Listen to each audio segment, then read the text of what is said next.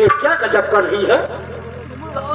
बड़ी भाग से मानव सन मिलता है, लेकिन से दरिया में कूद कर अपनी जान देना चाहती है। आप लोग क्यों ना मुझे जिंदगी से कोई लोग जीने दे रहे हैं?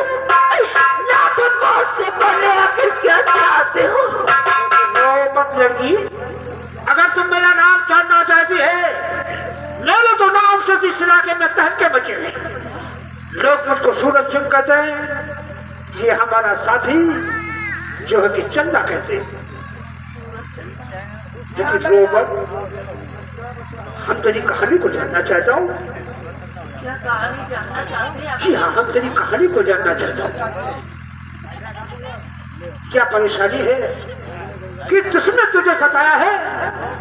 उन हरामजादों का नाम जानना चाहता हूँ। जानना चाहती? अगर ये मसीहा बनकर भाई बनकर आई तो जरूर बताऊंगी। भैया जानना चाहते हो? हाँ, जानना चाहते हैं। अपनी बहन समझता हूँ, बताओ क्या? सुनो, तो भैया बिजली लुट गई। भैया क्या कहानी तुम्हें मैं बताऊं? आज इस रतनपुर में भयंकर सिंह और विक्रम सिंह हम गरीबों को सच्चाई से नहीं जीने दी। चले जाते हो?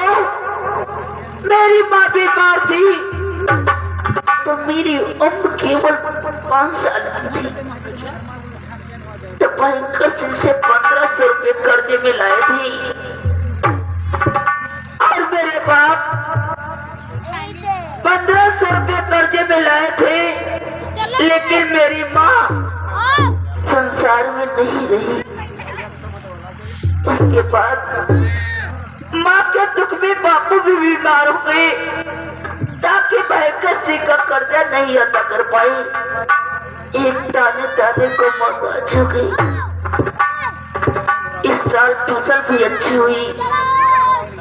बापू सोचने लगे इस साल भगवान ने बड़ी बारिश की आई और फसल अच्छी हुई है, और काट कर फसल खलिहान में लगा दिया और कहने लगे कि इस फसल को खड़ा कर कुछ बेचकर गुरु को कर्ज अदा कर दूंगा और कुछ खाने के लिए घर में राशन भी रखूंगा।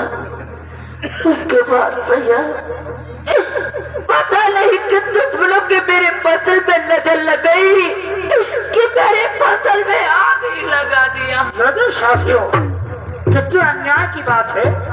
उसके बाद में क्या हुआ बहन? क्या हुआ?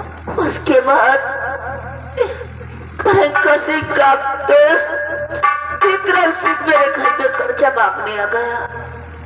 मैंने बहुत हाथ पैर जोड़ी, कहने लगी कुछ दिन की और मोहलत दे दो।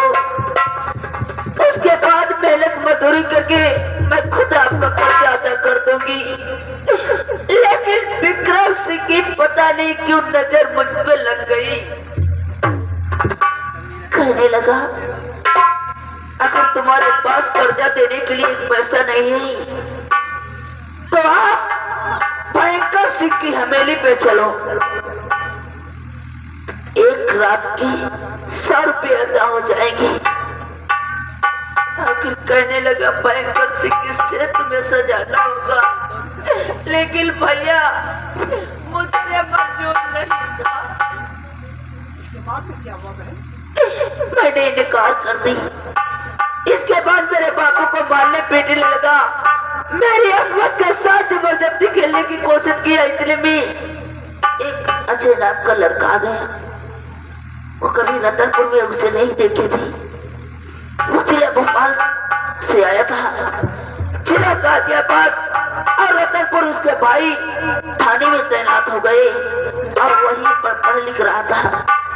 गाजियाबाद से डालने जा रहा था, लेकिन गांव में ये शोरगुल देखा तो मेरे घर पे आ गया। विक्रम सिंह को ऊपर 1500 रुपया मार दिया। विक्रम सिंह उस दिन से चला गया। मैं भी दुश्मनी भूल गई, लेकिन मुझसे और जैसे प्रेम हो गया भैया। लेकिन विक्रम सिंह से देखा देखा नहीं गया। वो जाकर अरे जख्म पे नमक छिड़कता रहा। भाई सिंह के जाकर कहा एक पैसा नहीं मिला। जबकि 1500 रुपये अजय ने मेरे आंखों के सामने दिया। भयंकर सिंह आकर मेरे बाप को मारने पीटने लगी। इतने में आ गई, मेरे आते ही मेरे आंखों के सामने मेरे बापू को मार दिया और मेरी अजमत के साथ खेल लिया भैया। भाई मैं संसार में बर्बाद ही चुकी हूँ, क्योंकि साची ने मरने का मैं उसके साथ वादा की थी, लेकिन आप अपना झूठा जिस्म को भी नहीं दे सकती। इसी के लिए इस संसार में जीना नहीं चाहती। आप लोग चले जाओ, मुझे मर जाने तो मैं नहीं चाहती। अगर तू अपने जान पे बाजी करती है तो शायद तेरे जिस्म तो जीवित रहेंगे। कुछ ऐसा सोच जब खून हराम जानते थे अपना बच्चा चुका तो हम लोग देंगे भी नहीं। लेकिन मैं कर ही क्या सकती? सब कुछ कर सकती है। एक मेहंदी लगने वाले हाथों से सब कुछ हो सकता है। सनद देना हम लोगों का कर्तव्य है। साथ तो तेरा देंगे, लेकिन इस तरीके से नहीं। आजकल के जमाने में किसी का विश्वास नहीं होता। अगर दुश्मन भावनी की कसम खाओ कि कल के साथ हम किसी प्रकार की गद्दारी नहीं करूंगी, जो दुश्मन और हराम चावलों से चुन चुन के बदले चुकाऊंगी। तोड़ के हाथों की चूड़ियां जिस तरीके से फूलन पुत्री बाई लक्ष्मी गई दुश्मन से बदला चुकाया था, उसी तरीके से बदला चुका। खा सकती है कसम भैया। हर गरीब इस छतरपुर में सताए जाते हैं। अगर आज के दिन में हिम्मत हार गई तो कोई गरीब सुख चैन से इस छतरपुर में नहीं जीवित रहेगी। मेरा तो सब कुछ मेरे आंखों के सामने बर्बाद हो गया। भाई वादा करती हूँ अपने हाथों से उतार दी चोरी और आपके साथ रहने की सौगात खाओगी। जब तक दुश्मनों को मिटा नहीं दोगी तब तक सुख चैन से नहीं बैठेगी। और ये बात है बहन बिजली, रोज अपने हाथों में बंदूक साथ तो तेरा हमसे। भैया आज माँ भवानी को छाछी मानकर मैं माँ भवानी की सौगात खाती हूँ। कभी गरीब लाचार दुखियों पे कभी कोई जुल्म क्या नहीं करूंगी। और जब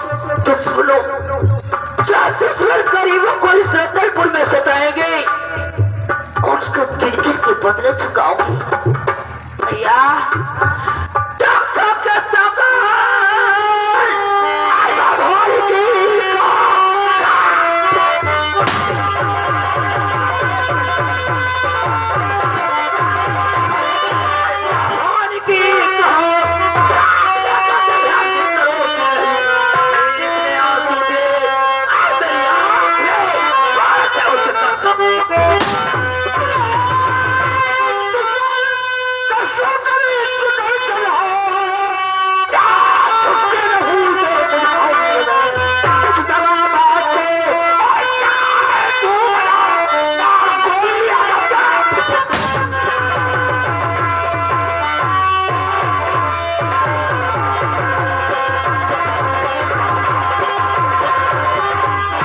के बिजली चलते इसको अड्डे दिखाते हैं। सच कहते भैया, इसको वो निशाना सिखाओ जो दुनिया के नाम से चल रही।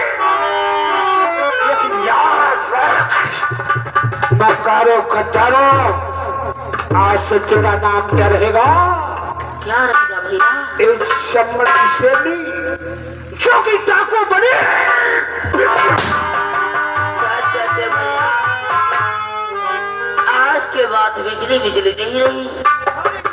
आज के बाद इस चम्मर की शेरनी ही बनेगी। भैया चलकर सभी अड्डे दिखाओ और वो मेरा शरीर में फौला भर दो कि इस संसार से दुश्मनों को मिटा सकूं।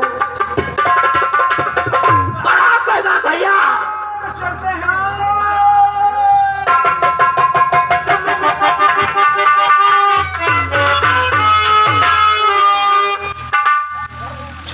ये लड़का मुसीबत का मारा।